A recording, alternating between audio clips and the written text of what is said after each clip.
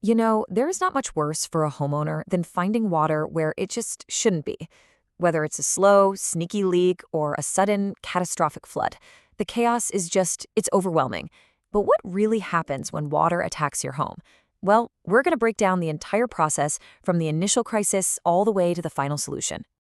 Okay, so picture this. You walk down into your basement and your feet just splash. There's an inch of water on the floor. Or maybe you look up and see a water stain on the ceiling that is definitely bigger than it was yesterday. Your home is officially under attack. What do you do? What happens next? That is exactly what we are about to get into. And you know, the crazy part is how it all begins. It often starts so small. You might not even notice it. A tiny drip, a slow leak. But it can escalate into a full-blown deluge with, honestly, shocking speed. So let's talk about where this water is actually coming from.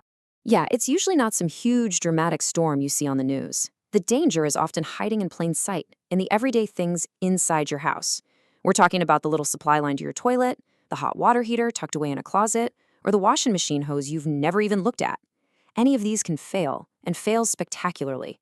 Then, of course, you add in outside threats like heavy rain or, the worst, a sewage backup, and you've got a real recipe for disaster.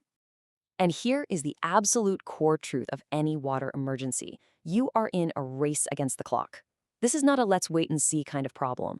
Every single minute that water is allowed to sit there, it's soaking deeper and deeper, causing more and more destruction. And the damage you can actually see, oh, that is just the beginning. Right, so this is where it gets really serious.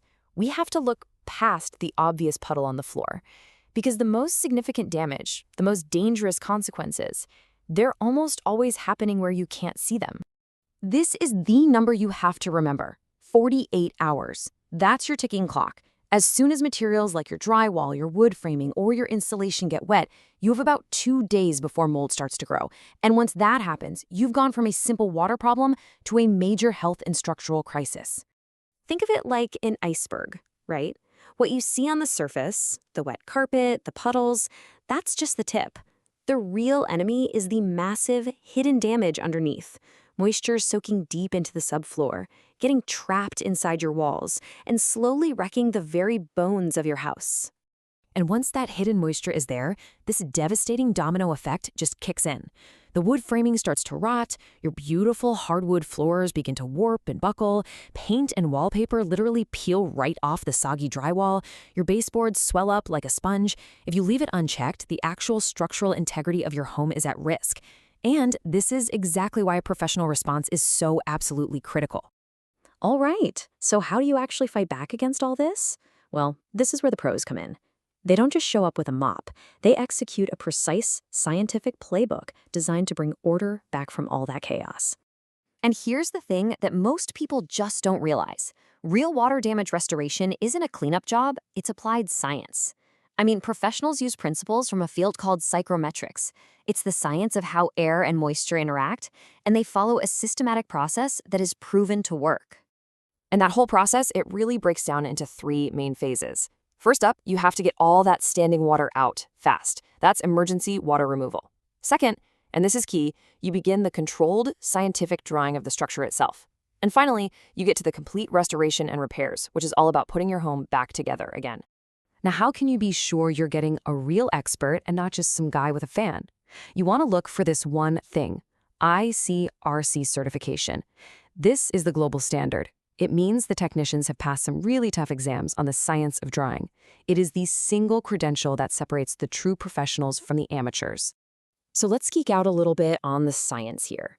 Because winning the battle against moisture, well, it takes a lot more than just pointing a few fans at a wet spot and hoping for the best. The very first thing a pro does is classify the water itself. And trust me, not all water is created equal. Category 1 is clean, sanitary water, say from a burst pipe, low risk. Category 2, or gray water, is a bit more serious. Think of discharge from a dishwasher. But Category 3, that's black water. It's the worst. It's from sewage or floodwaters, and it is grossly contaminated. It's a serious health risk, and the category dictates the entire plan of attack. And to execute that plan, they bring in some seriously impressive equipment. We're talking huge truck-mounted extractors that can pull out thousands of gallons of water in no time, an army of specialized air movers and giant dehumidifiers. But what's really cool are the tools that let them literally see moisture. They use thermal imaging cameras to spot cold, wet areas hiding in the walls, and special meters that tell them exactly how wet a piece of wood or drywall actually is. So what does this whole process look like, time-wise? Well, it's definitely not a one-and-done kind of thing. Proper drying takes time. Day one is all about that emergency extraction and getting all the equipment set up. But the days that follow are just as crucial. Technicians come back every day to take those moisture readings, adjust the equipment, and make sure every single part of the structure is drying out methodically. You're typically looking at a 3 to 5 day process. Okay, so once the science part is done and everything is officially, verifiably dry, we move into the final phase. This is about putting your home back together, but it's also about something more, turning you from a victim into a vigilant homeowner who knows how to spot trouble before it ever starts again.